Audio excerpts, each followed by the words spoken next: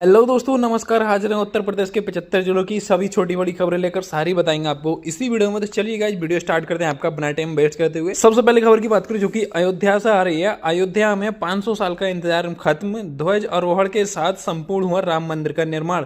अयोध्या में राम मंदिर पर ध्वज आरोहण के साथ 500 साल का इंतजार समाप्त हुआ। पीएम नरेंद्र मोदी ने 44 फीट लंबे डंड पर ध्वज फहराया, जो अभिजीत मुजफ्फरपुर में लगभग 4 मिनट में शिखर तक पहुंचा।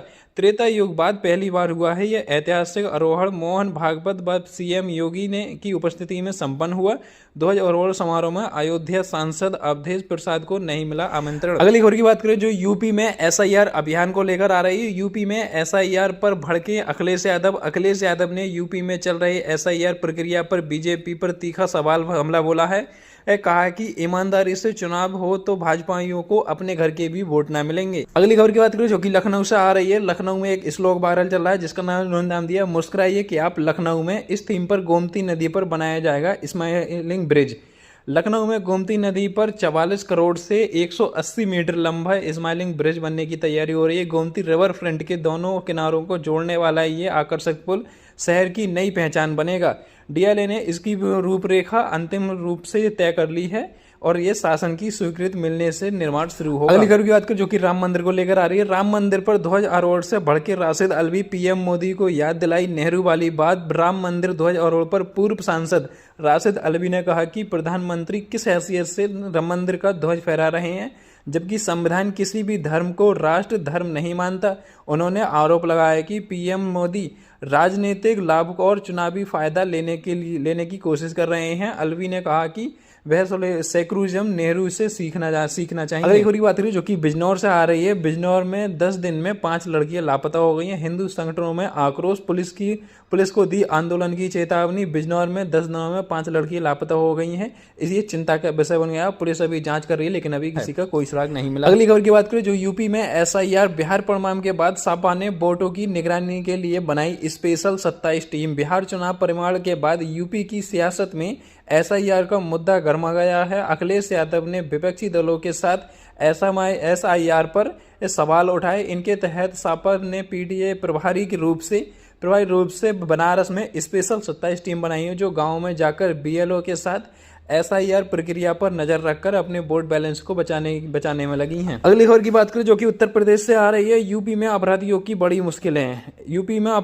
बड़ी मुसीबतें और तीखे हुए पुलिस के तेवर। 24 घंटे में 3 जिले में 3 एनकाउंटर। यूपी में अपराधियों की मुसीबत बढ़ गई है। पुलिस के तेवर लगातार तीखे हो रहे हैं। पिछले 24 घंटे में प्रयागराज, हापुड़ और देवरिया इन तीनों जिलों में 3 एनकाउंटर हुए, जिसमें अपराधी घायल होकर पकड़े गए। अगली खबर की बात करें जो कि अमेठी से आ रही है। अमेठी से कांग्रेस एसपी किशोर लाल के खिलाफ हाई कोर्ट में याचिका सांसद पद से अयोग्य ठहराने की मांग की गई है।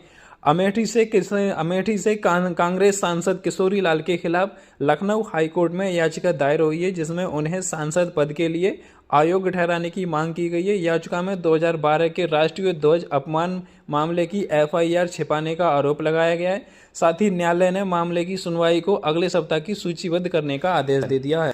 अगली खबर की बात करें जो कि लखनऊ से आ रही है। लखनऊ में लूली मॉल में आया थ्रेडमेल। यूपी विधानसभा चारबाग स्टेशन स्कूलों को उड़ाने की धमकी। संगठन लखनऊ लूलू मॉल में धमकी भरा मेल मिलने की बाद सुरक्षा और सतर्कता बढ़ा दी गई है।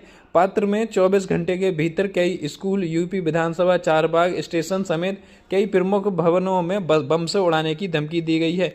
दिल्ली बम धमाके के बाद सुरक्षा एजेंसियां पहले से ही चौकस थी। अब और भी थ्रेड मिलने के बाद जांच हो रही है। अगली खबर की बात करें जो कि मेरठ से आ रही है। मेरठ में पति की कातिल मुस्कान ने बेटी का नाम राधा रखा। सौरभ के परिवार ने डीएनए टेस्ट की मांग की है। कहा मास्टरमाइंड गेम खेल रही है। मेरठ की चर्चित सौरभ हत्याकांड की आरोपी मुस्कान ने जेल से अस्पताल लाए जाने पर एक बेटी को जन्म दिया, जिसका नाम राधा रखा है।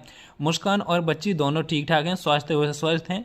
मुस्कान पर प्रेमी साहिल संघपति सौरभ की हत्या का आरोप है। वहीं सौरभ के परिजनों ने बच्चे के डीएनए टेस्ट की मांग की है ताकि बच्चे की जिम्मेदारी तय की जा सके। अगली खबर की बात करें जो कि अयोध्या से आ रही है। अयोध्या में धर्म ध्वज की स्थापना से सीएम योगी गदगद बोले, ये एक नए युग का प्रारंभ है, भारतीयों की आस्था आत्मा सम्मान का प्रतीक है।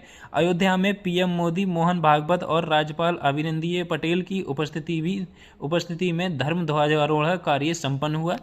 इस मौके पर सीएम योगी आदित्यनाथ ने कहा कि ये एक नए युग का प्रारंभ है। उन्होंने राम मंदिर को 140 करोड़ भारतीयों की आस्था का, आत्मसम्मान का प्रतीक बनाया है। अगली खबर की बात करें जो कि लखनऊ से आ रही है। लखनऊ से एक हैवानियत का मामला सामने आया। लखनऊ में हैवानियत, शादी समारोह में एक युवक ने 3 साल की बच्ची से किया रेप। पुलिस ने बच्ची के परिजनों की शिकायत पर एफआईआर दर्ज कर ली है, आरोपी गिरफ्तार कर लिया है। अगली खबर की बात करें जो कि यूपी के अयोध्या से आ रही है। अयोध्या में राम मंदिर ध्वजारोहण के मौके पर अखिलेश यादव का एक पोस्ट दर्शन को लेकर इशारों में दिया गया बड़ा संकेत। अयोध्या में राम मंदिर के शिखर पर धर्म ध्वज फहराने और पीएम मोदी के आगमन के बीच सपा प्रमुख अखिलेश यादव ने सोशल मीडिया पर इटावा से एक धर्मनिरहीन के ठेकेदार के श्री केदारेश्वर महादेव मंदिर को पूर्ण होने पर अन्य मंदिरों के दर्शन का संकल्प पूरा करने का संकेत दिया है। अगली खबर की बात करें जो कि उत्तर प्रदेश के कानपुर से आ रही है। कानपुर को पछाड़कर सबसे अधिक कमाई करने वाला स्टेशन बना प्रयागराज।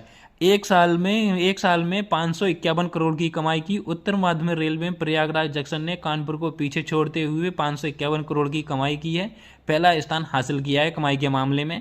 कानपुर सेंट्रल की कमाई इस बार 488 करोड़ पर ही रह गई है। प्रयागराज ने पिछले बार से 140 करोड़ अधिक कमाई है, जो कि महाकुंभ के मेले के दौरान प्रारंभ से हुआ संभव। अगली खबर की बात करें जो कि सैफई से आ रही है। अखिलेश के चचेरे भाई आर्यन और शेरिंग ने लिए 7 फेरे, जश्न में डूबा सैफई परिवार।